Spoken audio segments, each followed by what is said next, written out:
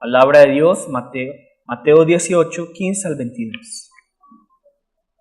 Vamos a leerlo guiado, vamos a leerlo intercalado. Yo primero y luego ustedes, de esta manera. Por tanto, si tu hermano peca contra ti, ve y repréndele, estando tú y él solos. Si te oyere, has ganado a tu hermano. Mas si no te oyere, toma aún contigo a uno o dos, para que en boca de 2 o 3 testigos conste toda palabra. Si no los oyere a ellos, dilo a la iglesia. Y si no oyere a la iglesia, tenle por gentil y publicano. De cierto os digo que todo lo que atéis en la tierra será atado en el cielo, y todo lo que desatéis en la tierra será desatado en el cielo. Hasta el 22. Otra vez os digo que si 2 de vosotros se pusieren de acuerdo en la tierra acerca de cualquiera cosa que pidieren, les será hecho por mi Padre que está en los cielos. Porque donde están 2 o 3 congregados en mi nombre, allí estoy yo en medio. Entonces se les acercó Pedro y le dijo, Señor, ¿cuántas veces perdonaré a mi hermano que peque contra mí? Hasta 7. Jesús le dijo, no te digo hasta 7, sino aún hasta 70 veces 7. Amén. La prédica de hoy es la más espiritual realmente una de las más espirituales que yo les puedo dar durante toda mi vida. Realmente nosotros tenemos este tipo de prédicas como algo básico, como que realmente no son espirituales, pero realmente no hay nada más espiritual que hablar acerca del perdón. Entonces de pronto pensamos que lo espiritual es hablar de secretos de los cielos y las voluntades, pero eso no es tan espiritual realmente, eso es simplemente teoría. Lo más espiritual es lo que se vive, lo más espiritual es cuando yo choco contra el otro y me doy cuenta, yo sí conozco al Señor o no lo conozco. ¿Cómo me hago yo más espiritual? No es leyendo más la palabra, no es orando más, no es viniendo más a la iglesia, sino ¿cómo? Chocando contra el otro, dándome cuenta, yo no soy tan espiritual, yo no soy tan hombre de la palabra, tengo que cambiar. Esa es de la manera en que yo crezco espiritualmente. Entonces la prédica de hoy se titula 70 veces 7. 70 veces 7, ese es el título de la prédica, 70 veces 7. Y realmente les invito a que escuchemos bien la prédica, porque si nosotros no escuchamos bien la prédica, si nosotros no somos obedientes a la palabra, entonces vamos a sobrellevar las consecuencias de no perdonar, de no escuchar bien la palabra, de no obedecer la palabra, y puede que las consecuencias no se manifiesten en ustedes, sino en ¿quiénes? En los hijos. Entonces, yo no tengo problema que las consecuencias se manifiesten en mí, pero que se metan con mis hijos, eso me duele más. Por eso Dios dice, no va a ser en ustedes porque ustedes son de dura servicio, pero va a ser en su 3ª, 4ª generación, la maldición. Entonces piensen ustedes, ¿quieren que sus generaciones tengan maldición? Y no de pronto solo los hijos, porque hay personas que no tienen hijos. Quieren que Colombia siga así como está. En estos días, el bebé que mi esposa tiene en su vientre ya se está empezando a mover. Entonces, hay una cosa que me pareció muy particular, y es que se mueve mucho cuando come. Entonces pensé, se parece mucho a mí. La alegra cuando come. Pero también mi esposa en estos días ella siempre lee los salmos, y en estos días estaba diciéndole al bebé, se llama Chongyol, ¿cierto? Gyol. Entonces Chongyora. Entonces, Chongyol, recuerda que nosotros solo vamos a adorar a Dios. ¿Y qué hace el bebé? Se mueve, como amén. Y me dio mucho gozo al ver esto. Y luego, recuerda que nosotros, Dawn y yo, no somos tus padres. El verdadero padre es Dios. Y se mueve. Amén. Qué gozo. Entonces, ¿qué hago yo? Desde que tengo al bebé, y obviamente antes también, pero con mayor razón que tengo al bebé, evito ¿qué? ¿Evito qué? Estar en contra de Dios, pecar. ¿Por qué? Porque yo sé que el Señor puede, si yo me comporto mal, si no ando según sus palabras, esto puede afectar al bebé. Entonces, así como yo le digo a mi esposa y yo también, vamos a cuidarnos con lo que comemos, vamos a cuidarnos con lo que vemos, escuchamos, para dónde vamos. También, ¿qué? Vamos a cuidar nuestro espíritu, porque eso tiene una influencia espiritual en el hijo. Y lo que yo más quiero es que mi hijo realmente sea un adorador en verdad y espíritu. Entonces pongámosle atención a la prédica de hoy. Si nosotros vemos la vida cotidiana está llena de gente inmadura. Y todos aquí, en cierta parte, somos inmaduros. ¿De dónde sale la inmadurez?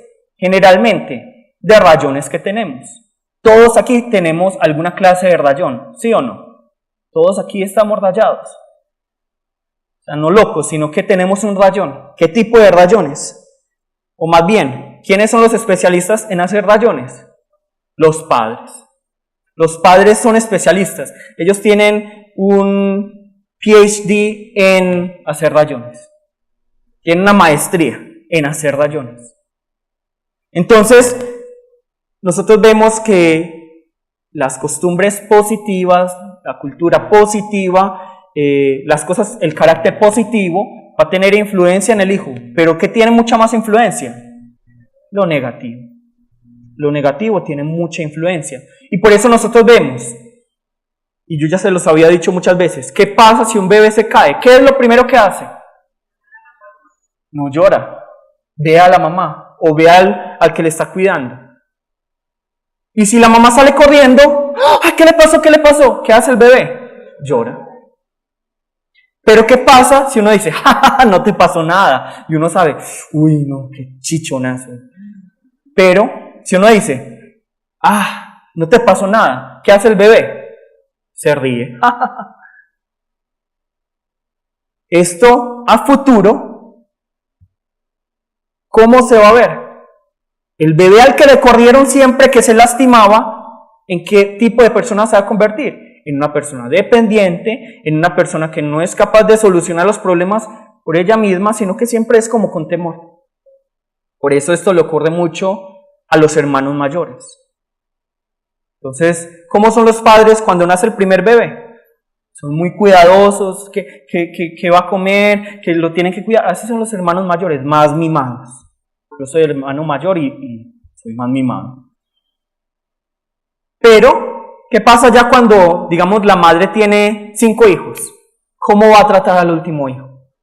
Lo quiere, lo ama, pero no se va a preocupar tanto porque sabe, a esos niños no les pasa nada. Entonces, no son tan, ¿qué le pasó? Sino, levántese. Entonces, generalmente, y vemos, por ejemplo, yo lo veo en mi hermano menor. ¿Cómo son los hermanos menores? Más independientes, más echados para adelante, ¿cierto?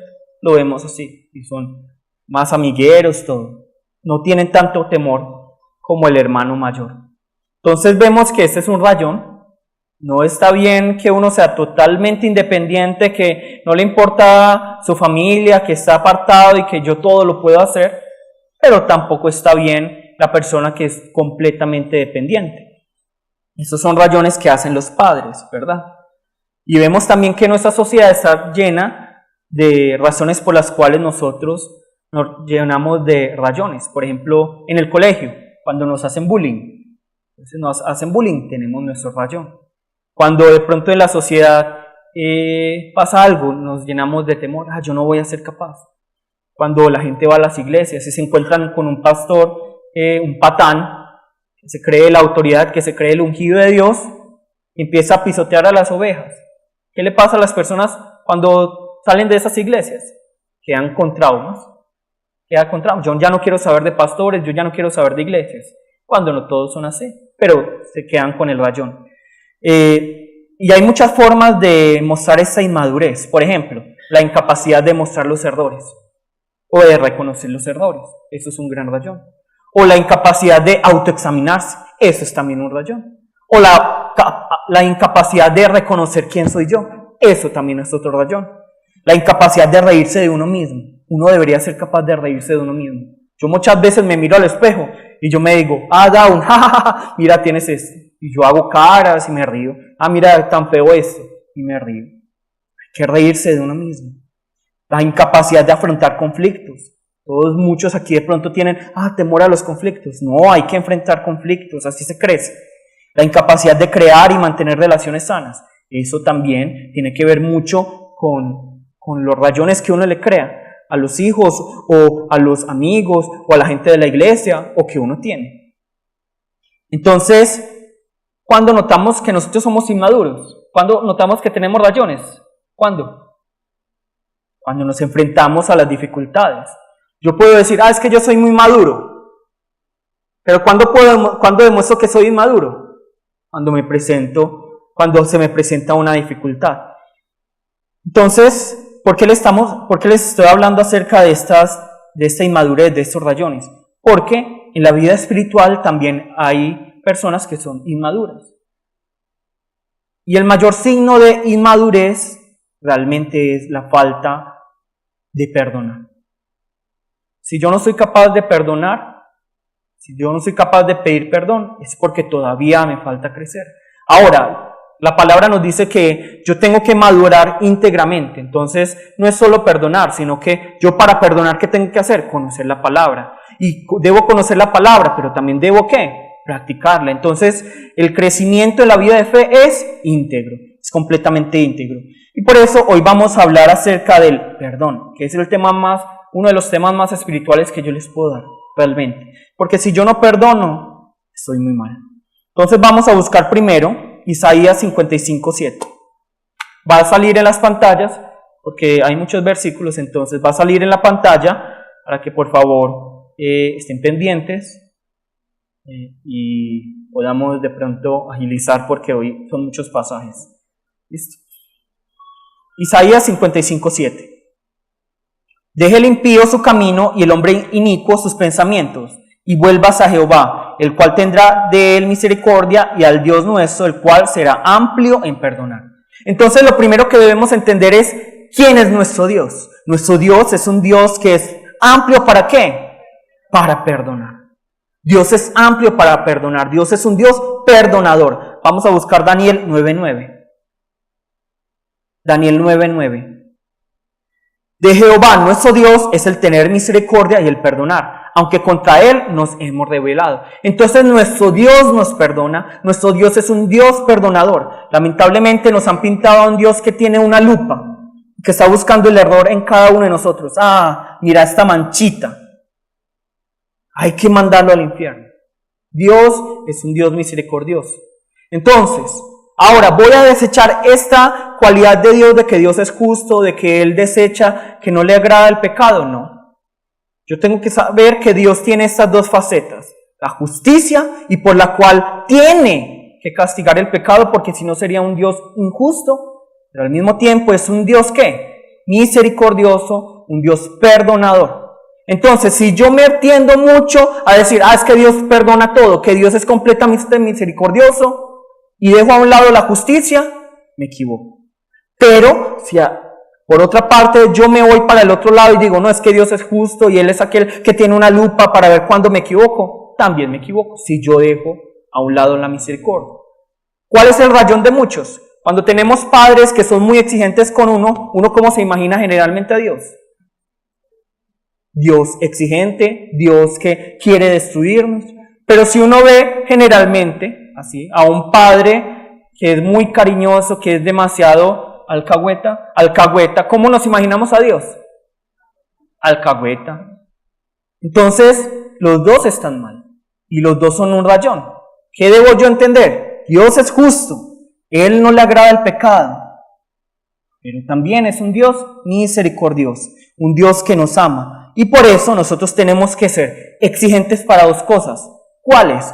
Primero, como Dios es un Dios justo y no le agrada el pecado, debo ser exigente ¿para qué? Para autoexaminarme. Debo ser muy exigente para autoexaminarme. Así como cuando ustedes van donde la novia y el novio y se exigen mucho para verse en el espejo, para ver si no están despeinados, para ver si se pusieron el perfume o la colonia. De la misma manera, cuando ustedes se miran al espejo, son exigentes. De la misma manera, ante Dios tenemos que ser muy exigentes, muy excelentes para autoexaminarnos. Pero también debemos tener la misericordia hacia nosotros para recibir la gracia y el amor y entender que si nos caemos, Dios, ¿qué espera de nosotros? Que nos levantemos. Dios no va a decir, bueno, te caíste, ven, yo te extiendo la mano. Él dice, no, extiende tú la mano, que yo ya la tengo así. Extiende tú la mano. Entonces, este es nuestro Dios, un Dios que es justo, pero también es misericordioso. Y Dios es un Dios perdonador. Entonces, todo aquel que se arrepiente puede venir al Padre. Ahora vamos a buscar Lucas 5, 21 y el versículo 24. Se los voy a leer, recuerden en la pantalla. Entonces los escribas y los fariseos comenzaron a cavilar diciendo, ¿quién es este que habla blasfemias? ¿Quién puede perdonar pecados sino solo Dios? Pues para que sepáis que el Hijo del Hombre tiene potestad en la tierra para perdonar pecados, dijo al paralítico. ¿Quién? Jesús. A ti te digo, levántate, toma tu lecho y vete a tu casa. Entonces los fariseos están diciendo una verdad. Aunque están tratando de tentar a Jesús, de juzgar a Jesús, están declarando una verdad. ¿Cuál es esta verdad? ¿Quién es el único que puede perdonar pecados? Dios. Entonces Dios es el único que puede perdonar pecados. Dios es el único que nos puede perdonar de nuestros pecados. Porque cuando nosotros pecamos, ¿contra quién pecamos? Únicamente en contra de Dios. Pero Dios le da la autoridad ¿a quién? Al Hijo. Le da la autoridad al Hijo del Hombre para perdonar pecados. Entonces, si no es a través de Jesús, yo no puedo recibir el perdón de los pecados. Vamos a buscar Lucas 23:34. Todo sale en la pantalla. Y Jesús decía, Padre, perdónalos porque no saben lo que hacen. Y repartieron entre sí sus vestidos, echando suertes. Y luego Colosenses 2:13. Y a vosotros, estando muertos en pecados y en la circuncisión de vuestra carne, os dio vida juntamente con él, perdonándoos, ¿qué? Todos los pecados. Ahora yo les pregunto, ¿alguno de ustedes es merecedor del perdón de Dios? Ninguno. Ninguno aquí se merece el perdón de Dios. Yo no me merezco el perdón de Dios. Ninguno de ustedes se merece el perdón de Dios. Porque podemos hacer obras buenas, sí. Pero en un ratico luego hacemos una obra mala ante Dios. Entonces, el cristianismo no es decir que nosotros somos la porquería, que todo lo que hacemos está malo. No, hacemos cosas buenas. Pero si nosotros vemos el corazón del hombre, en el corazón del hombre hay mucha maldad. Y por eso Dios tiene que juzgar. Entonces, nosotros merecíamos ¿qué por el pecado? La muerte. Merecíamos la maldición, merecíamos la muerte. Pero ¿qué hace Dios? Dios dice, maldito mi hijo. Muerte a mi hijo. ¿Para quién? ¿Para qué? Para que nosotros podamos recibir la bendición y para que nosotros podamos tener ¿qué? La vida. Porque Dios sabe que Él puede resucitar a su hijo. Porque Él no tiene pecado. Y sabe que Él es vencedor. Pero Él sabe que si nosotros morimos, no podemos volver a vivir. Por eso Él tiene que entregar a su hijo. No es porque Él sea un Dios sanguinario que quiere entregar a su hijo. Él lo hace por amor a nosotros. Entonces debemos estar agradecidos. Muchos se burlan. Yo no quiero creer en un Dios tan sanguinario, tan violento. Realmente no es así. Es porque Dios sabe que el Hijo puede volver a resucitar. Porque Él es justo, Él no tiene pecado. Pero nosotros no. Ahora, debemos entender que si nosotros cometemos pecado, no estamos contra los hombres, sino ¿contra quién? Contra Dios. Ahora vamos a buscar Efesios 4:32. ¿Qué nos dice Efesios 4:32? Antes sed benignos unos con otros, misericordiosos, perdonándoos unos a otros, como Dios también os perdonó a vosotros en Cristo. Y Colosenses 3:13. Soportándoos unos a otros y perdonándoos unos a otros si alguno tuviere queja contra otro. De la manera que Cristo os perdonó, así también hacedlo vosotros. Amén. Entonces, nosotros debemos entender esto. Dios es un Dios perdonador. Dios es un Dios justo, pero también es un Dios perdonador. Si nosotros decimos que seguimos a Dios, y si Dios le dio la autoridad al Hijo y nosotros seguimos al Hijo, y Dios es perdonador, Jesús es perdonador, ¿en qué me debo convertir yo? En perdonado. Yo debo perdonar. Yo debo perdonar. Yo debo buscar el pecado y perdonar. Debo perdonar completamente. Y esto no es por nosotros, sino a través de la obra de Cristo. Entonces, ¿yo cómo puedo saber que soy perdonado? ¿Cómo? Perdonando. Cuando yo perdono, significa que yo soy perdonado. Por eso les estoy hablando de la madurez. Tenemos que adquirir madurez. Tenemos que ser perdonados por Dios. Si ustedes tienen incapacidad para perdonar, es porque todavía les falta recibir más el perdón de Dios.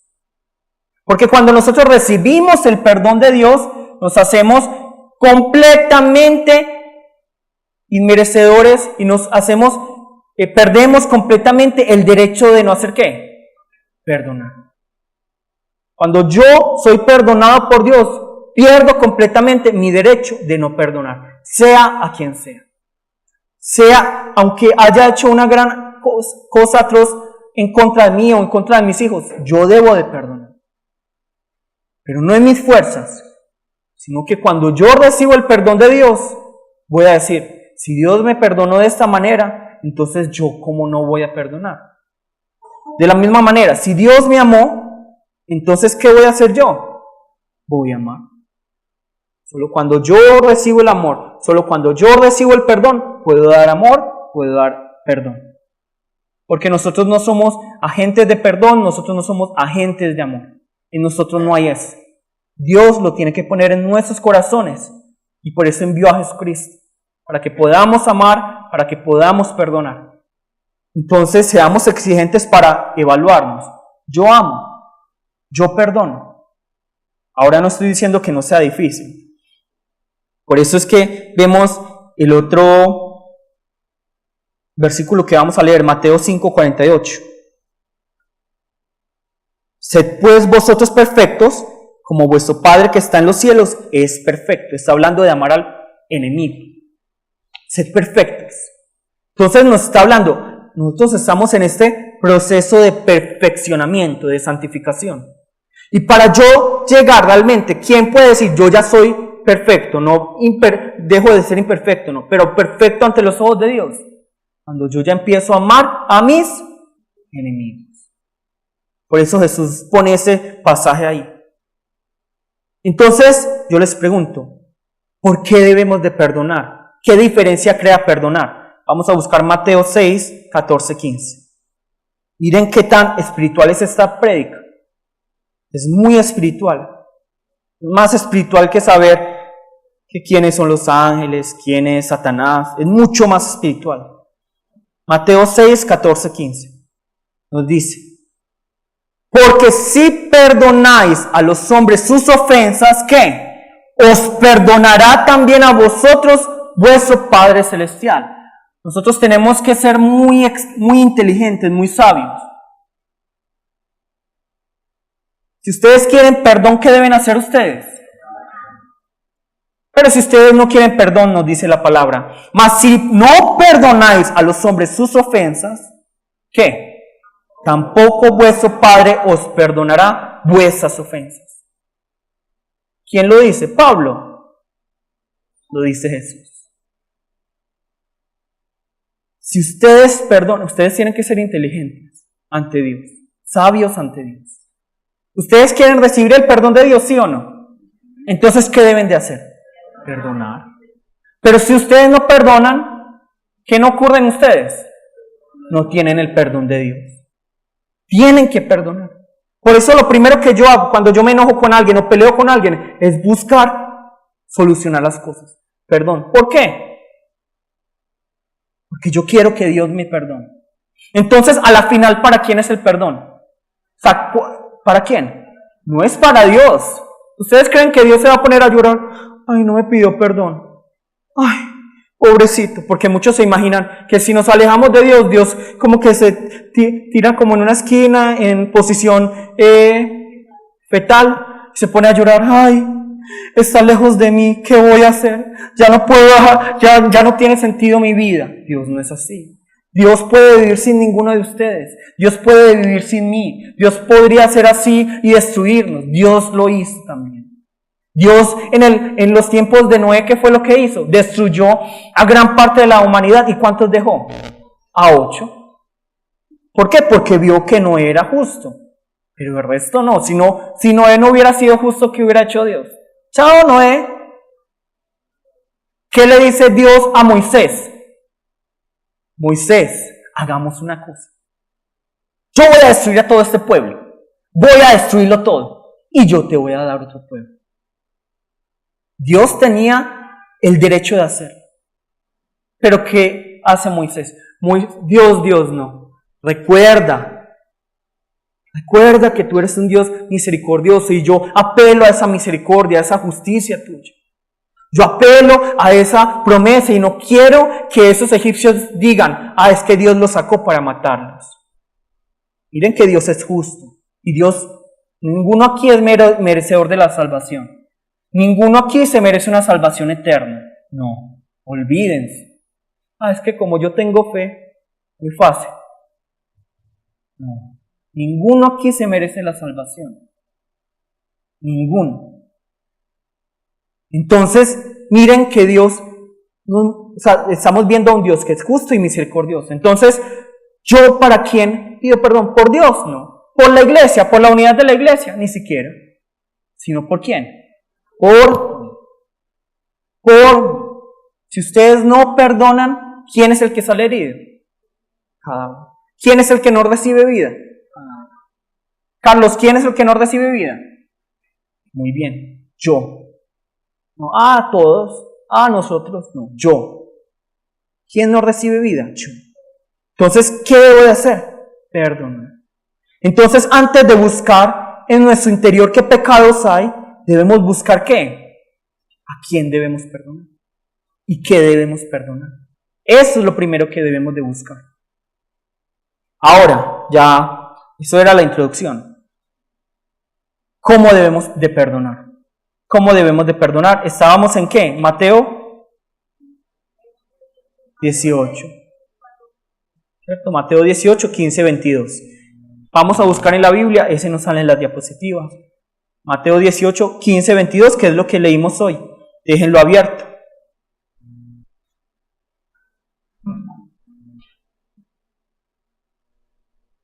Perdonar entonces tiene el propósito final ¿para quién? ¿Quién se ve beneficiado? Yo.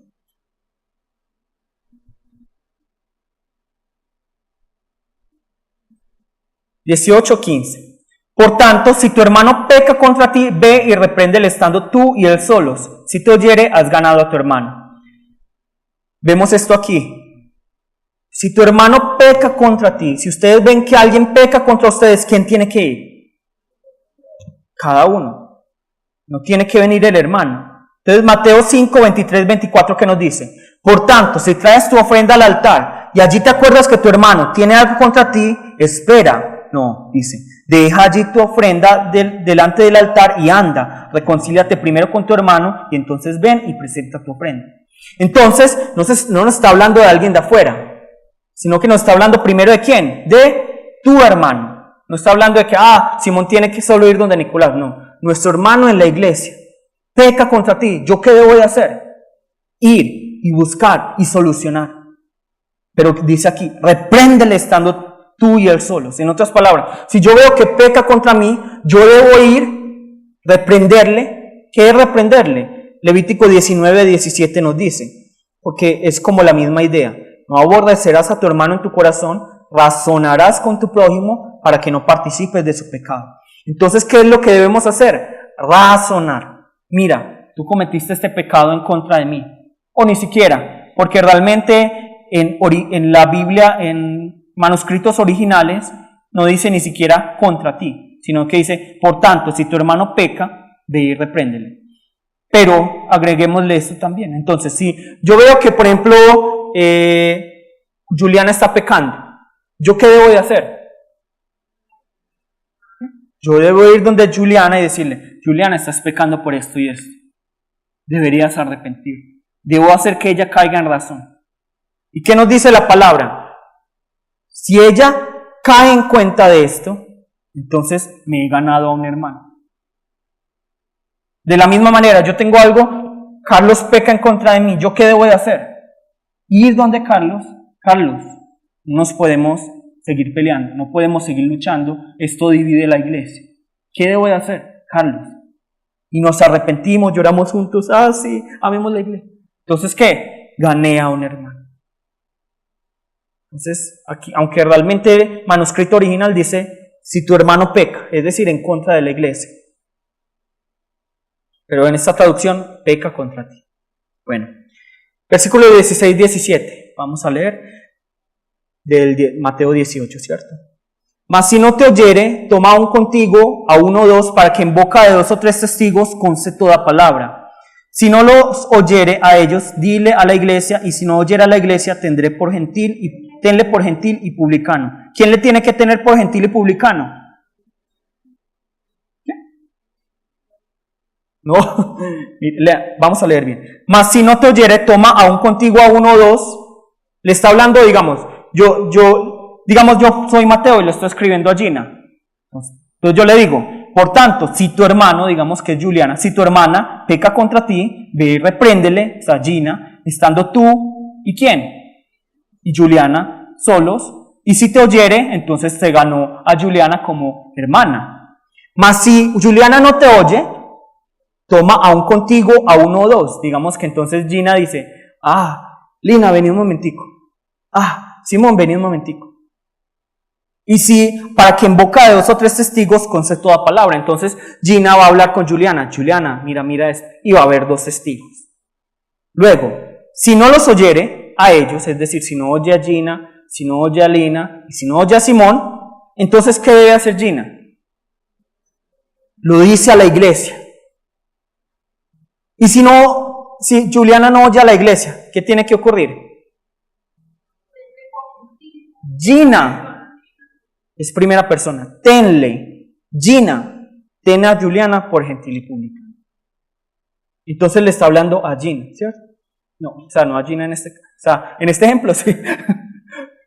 A cada uno nos está hablando la Biblia. Entonces, nos está hablando, miren aquí. Digamos que alguien tiene algo contra mí, yo tengo que ir, solucionemos esto. Yo no quiero solucionar esto, se llama a 2 testigos. Y luego no quiere escuchar esto. ¿Qué debo hacer? Decirlo a la iglesia. Esta persona no quiere solucionar.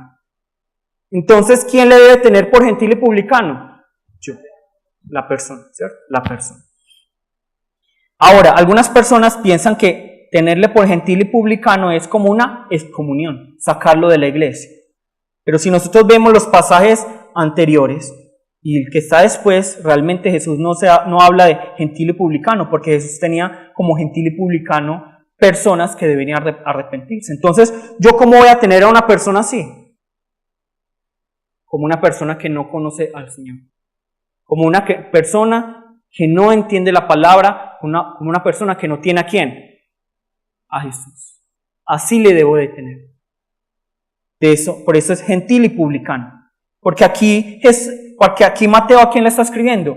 A los judíos. Entonces ellos entendían, si ellos dijeran, uno que está fuera de la iglesia o que no entiende, no, por un gentil y publicano. Sí, es decir, como un pecador, como alguien que no conoce la ley. Bueno, así voy a entender, de esta manera. Entonces, vamos a ponerlo en la práctica en nuestra iglesia. Yo veo que, digamos, yo peco en contra de Joner. Joner, ¿qué tiene que hacer? Joner, ¿qué tienes que hacer? Ir y solucionar conmigo, ¿cierto? No es chismosear y decir, mira, es que el ministro, eso ya es infringir la palabra de Dios. Si yo estoy murmurando, cuchicheando por ahí, mira lo que me hizo mira eso es ser cáncer para la iglesia. No, me callo y luego, Joner se me acerca a mí. Ministro, mire, yo pienso que eso es pecado. Solucionamos eso. Yo me arrepentí. Dije, Joner, ¿me perdonas? Entonces, ¿qué hizo Joner? ¿Qué ganó Joner? Un hermano. Ahora, digamos, Diego hizo lo mismo que Joner. Y yo dije, no, para mí eso no es pecado. Yo sé que eso no es pecado. Entonces, ¿qué debe hacer Diego? Llamar a 2 o 3 testigos. Miren que la palabra no dice, entonces quédese callado y ríndase. No. ¿Qué dice? Llamar a 2 o 3 testigos. Llamar a 2 personas. ¿En nuestra iglesia qué sería? ¿Voy a llamar a los más chismosos? No. Llamo a 2 personas que sean sabias, que sean maduras espiritualmente y puedan discernir y decir, mira, hay que corregir esto. Si me arrepiento, entonces, Diego, ¿qué te ganaste? Un hermano. Ahora, digamos, yo pequé contra Amparo. Entonces Amparo va y se me acerca al ministro. Se pecó. No. Tú, simple miembro de la iglesia, ¿con qué derecho te presentas ante mí, que he estudiado tantos años y que soy el ungido de Dios? Entonces, ¿qué tiene que hacer Amparo? Es que el ministro no quiere entender. ¿Voy a llamar a toda la iglesia? No.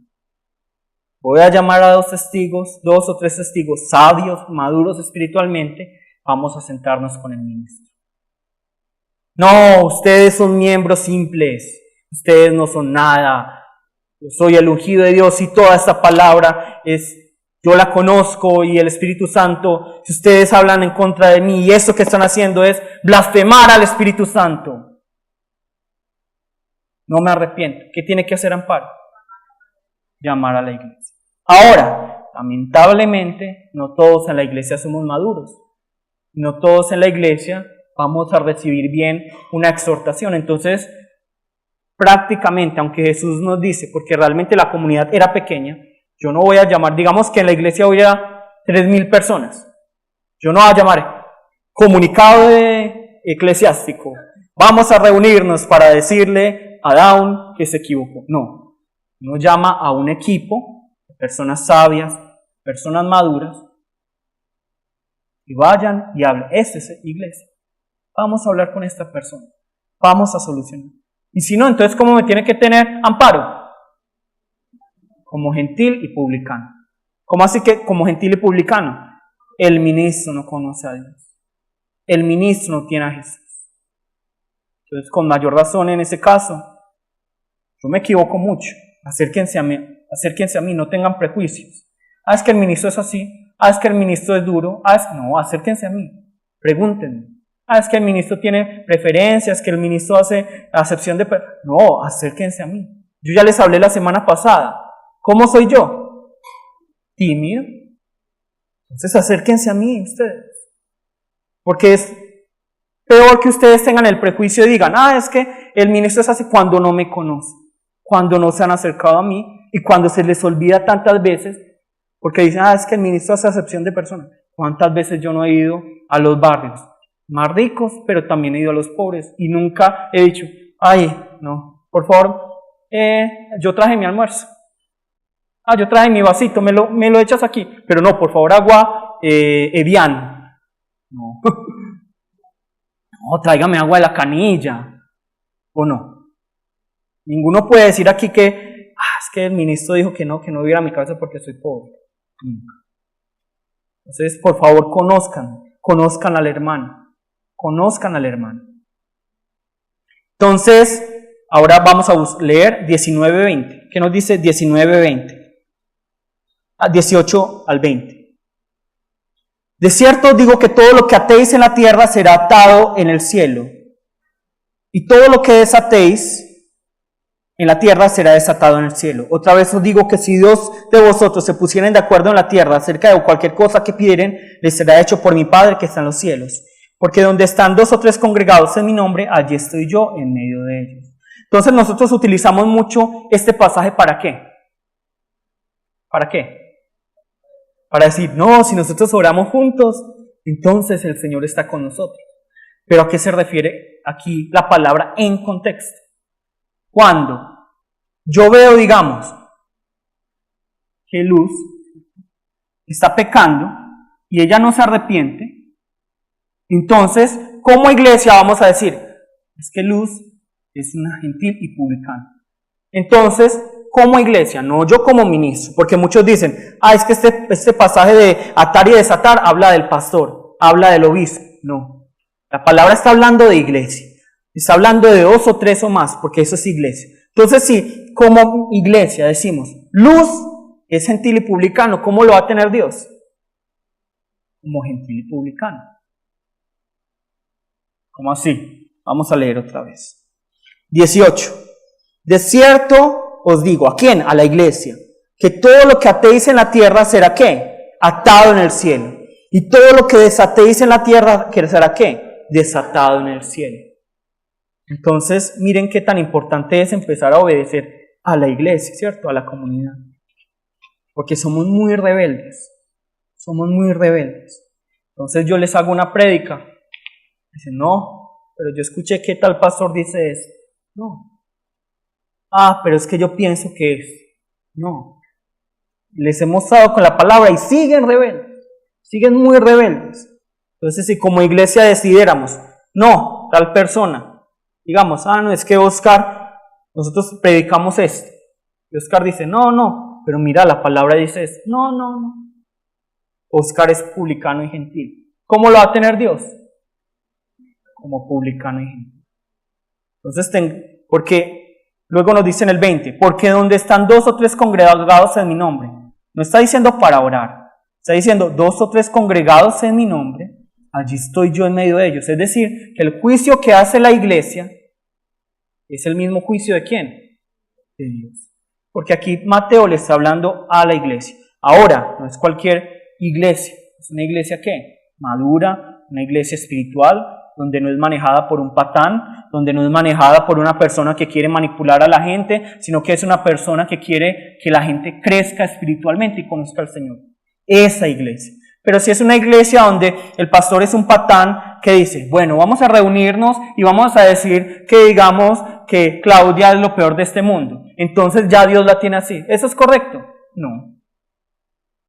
Pero si ustedes ven, por ejemplo, que el pastor, que yo estoy dando mi vida por ustedes, ¿qué debemos de hacer? Revelarnos. Ver las escrituras, obedecer, hacernos humildes. ¿Por qué les digo las cosas? Somos muy rebeldes, muy rebeldes. Entonces, por favor. 21-22. Entonces se le acercó Pedro y le dijo, Señor, ¿cuántas veces perdonaré a mi hermano que peque contra mí? ¿Hasta 7? ¿Qué dijo Jesús? No, te digo hasta 7, sino aún hasta 70 veces 7.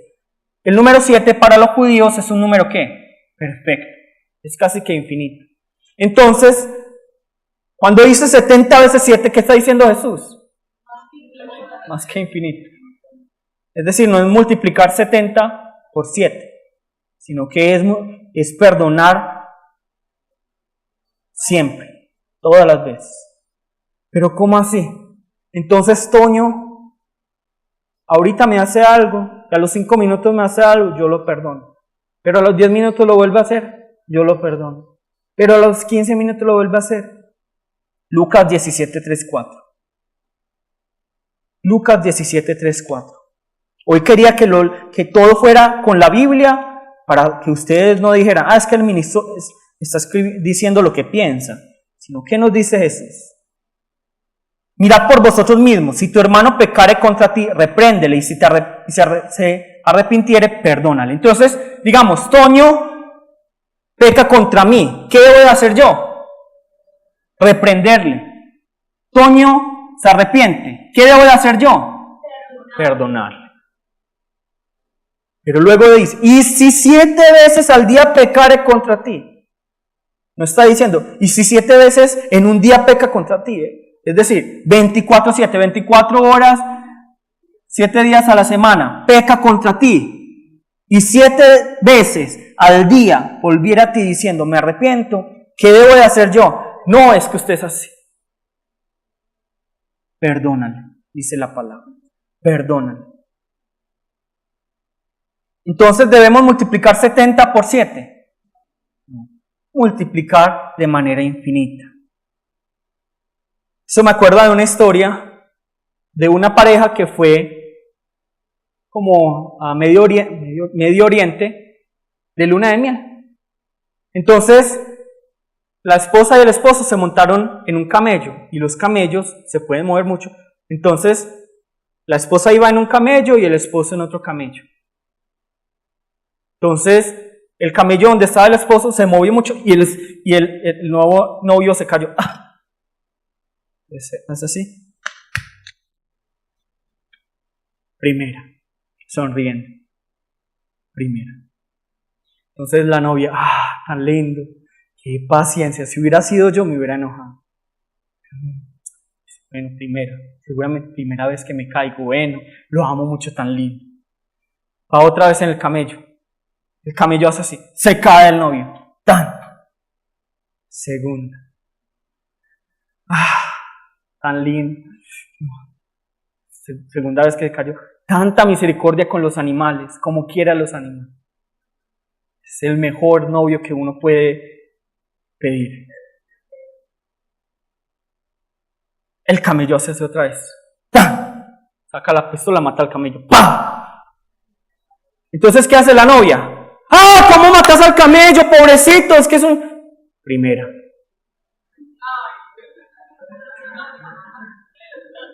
Entonces, miren que nosotros muchas veces estamos contando, ¿cierto? Estamos contando cuántas veces hemos perdonado. Pero ¿qué nos dice la palabra?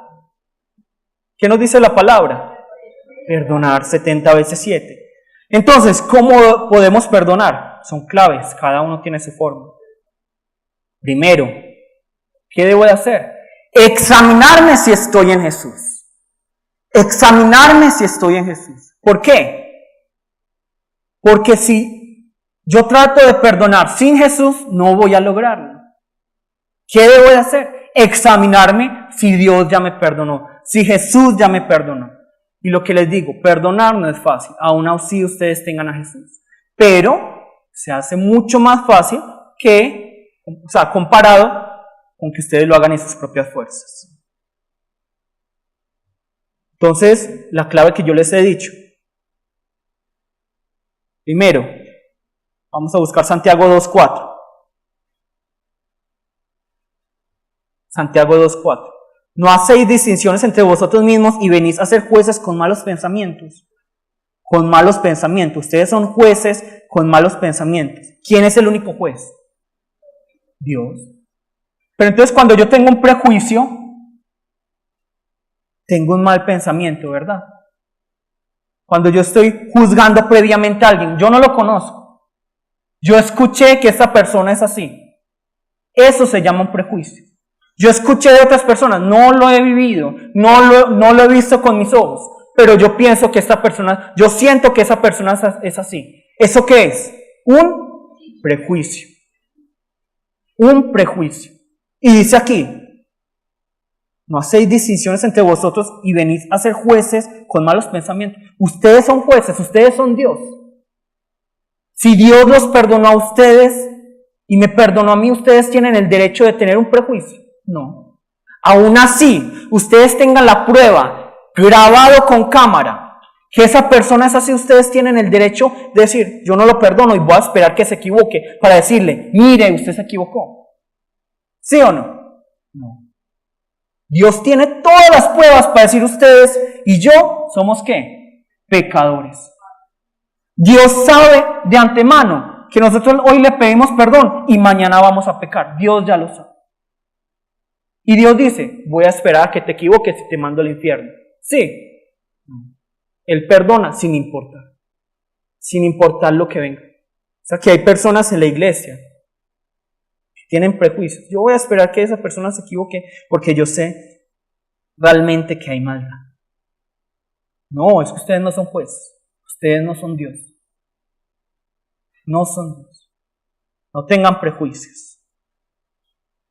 Bueno, ¿dónde comienzan los prejuicios muchas veces? ¿Dónde están los chismes? Proverbios 17:4.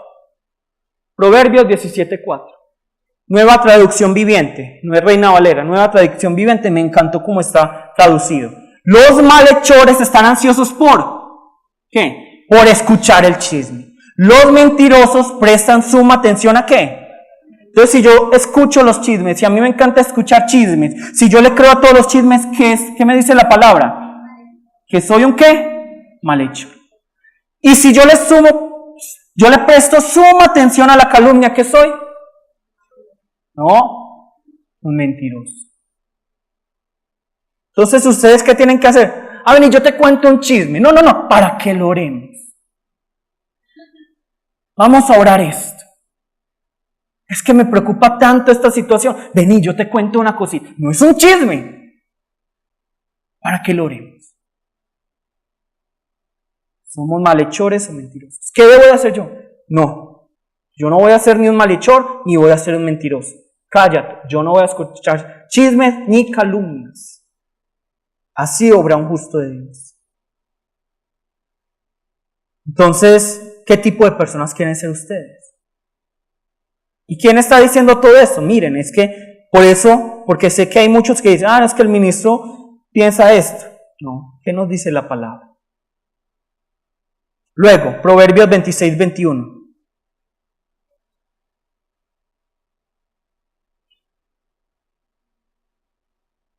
Proverbios 26-21. Entonces miren que el primer paso para decir que yo soy hijo de Dios, que tengo fe, que realmente voy a recibir la salvación, ¿cuál es? No es evangelizar. No es que ustedes vayan a las calles y digan, Cristo es el Señor, o que tengan células, o que conozcan la palabra, o que oren mucho. Es el perdón. Entonces examínense, en ustedes hay prejuicios. Yo voy a esperar a que esta persona se equivoque. Yo sé que esa persona es así.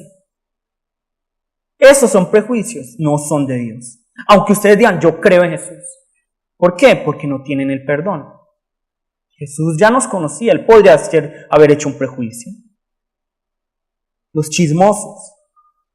Pero ¿qué nos dice Proverbios 26-21? El carbón, ¿para qué? Para la brasa, y la leña para el fuego, y el hombre rencilloso para encender contienda. Entonces no busquen problemas. ¿Busquen qué? Soluciones. Busquemos cómo solucionar las cosas. Dios exalta al humilde. De pronto no muchos han escuchado, pero yo ya se los había mencionado. ¿Cómo es el judo?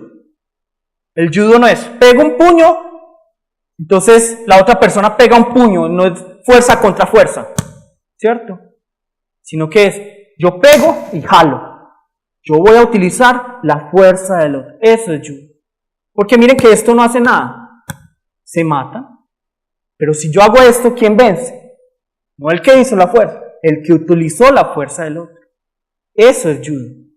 Por eso el judo es mucho más eficaz y de pronto incluso puede matar más a una persona que, digamos, taekwondo luchando porque de pronto no le pega una patada. Aunque una patada bien dada puede matar a otra persona. Pero el judo, yo hago una llave, utilizo la fuerza del otro y lo puedo matar muy fácilmente. Ahora no estoy diciendo que vayan a matar al otro. Estoy diciendo, utilicen la fuerza del otro. No estén luchando a ver quién es más fuerte. El humilde es el que vence. La palabra nos dice que Dios exalta al humilde. Bueno, 1 Corintios 6:7, ya casi terminamos. 1 Corintios 6:7. ¿Qué nos dice aquí? Así que por cierto ya es una falta en vosotros que tengáis pleitos entre vosotros mismos. ¿Por qué no sufrís más bien el agravio? ¿Por qué no sufrís más bien el ser defraudados? ¿Quiénes de aquí realmente pueden decir, yo sufro el agravio? Yo sufro el ser defraudado. ¿Cierto? ¿Quiénes pueden decir? Entonces, nosotros le damos mucho valor a la dignidad del hombre, a nuestro nombre. ¿Pero qué nos dice aquí? ¿Qué vale más? ¿El Hijo? Sí, vale más el Hijo. Y sin embargo, el Padre, ¿qué hizo? Lo entregó por nosotros. El Hijo nos ama tanto que dice, no importa que ustedes me blasfemen a mí. No importa. Van a ser perdonados los pecados. ¿Pero qué pecado no se perdona? La blasfemia. Entonces, de alguna manera podemos decir que hay una gradación de los pecados, ¿cierto? Porque no es lo mismo ante Dios pecar, blasfemar al Hijo y blasfemar en contra de ¿quién? Espíritu. Realmente podríamos decir, de cierta manera, hay grados. ¿Por qué? Porque no es lo mismo decir, yo peco en contra del Hijo, en contra del Espíritu. Y Jesús lo dice, no lo digo yo. ¿Qué pasa? Blasfemen al Espíritu Santo, a ver, ¿Dios qué les dice?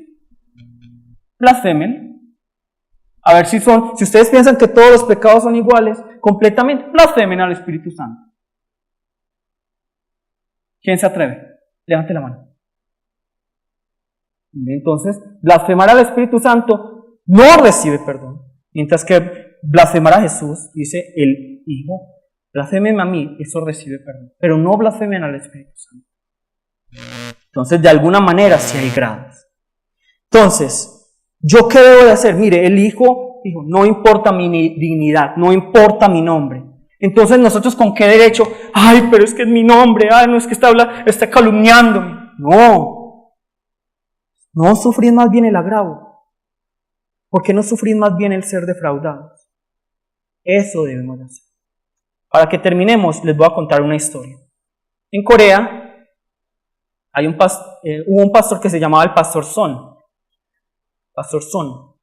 Y ese pastor estuvo en los momentos cuando Japón estaba colonizando a Corea. Y realmente los japoneses son mucho más crueles y sanguinarios que, por ejemplo, los alemanes.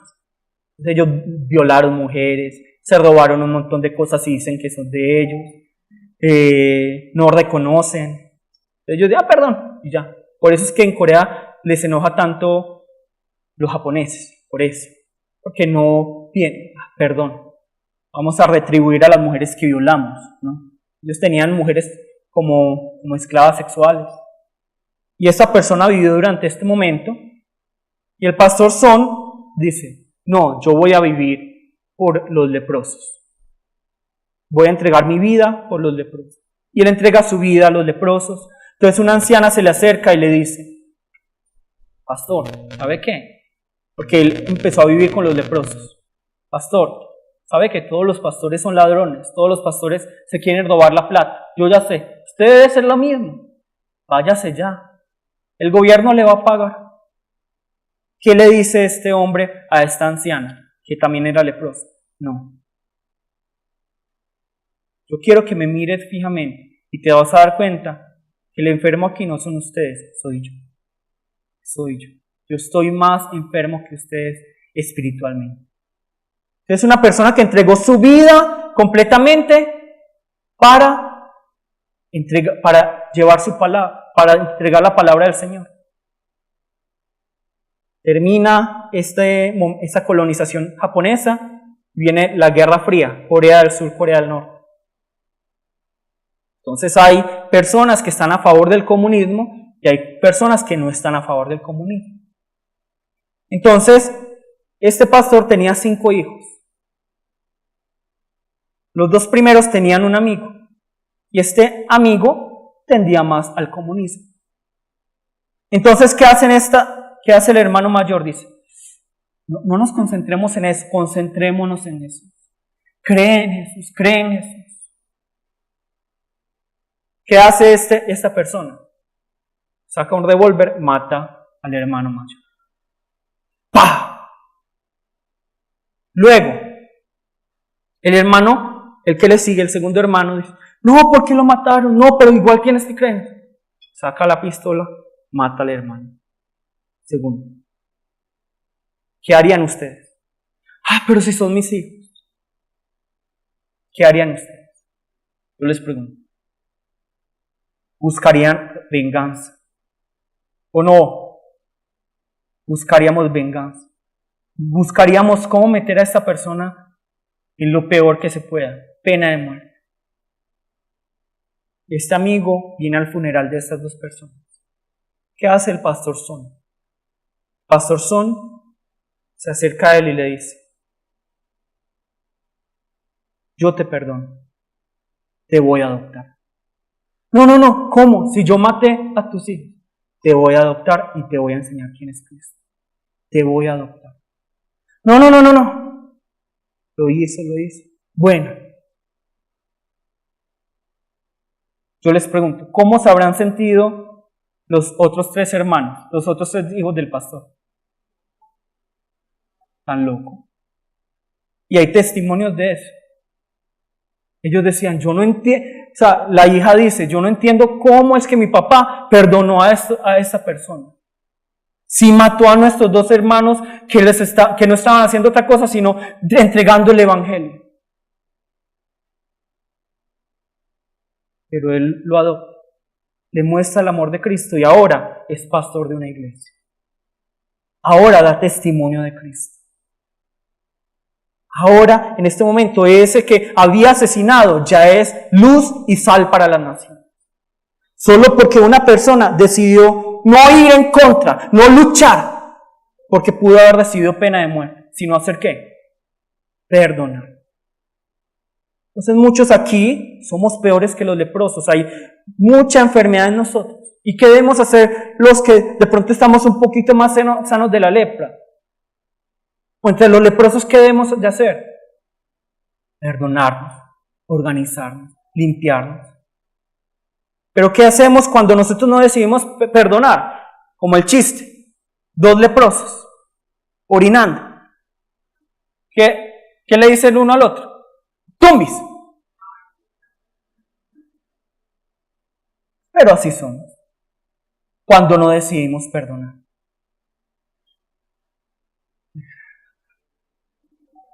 Ríanse para que continúe. Bueno, aunque realmente la lepra no es así, eso es un malentendido. Pero bueno, tenemos que perdonarnos. La iglesia está en este momento moviéndose a que nosotros nos perdonemos, a que nos reconciliemos. ¿Y qué debo de hacer yo? Yo ir y buscar, dar el primer paso. Lo dice Jesús 2 veces. Vayan ustedes. Si alguien peca contra ustedes, vayan ustedes, solucionen. Vayan ustedes. Entonces vamos todos a ponernos de pie, por favor.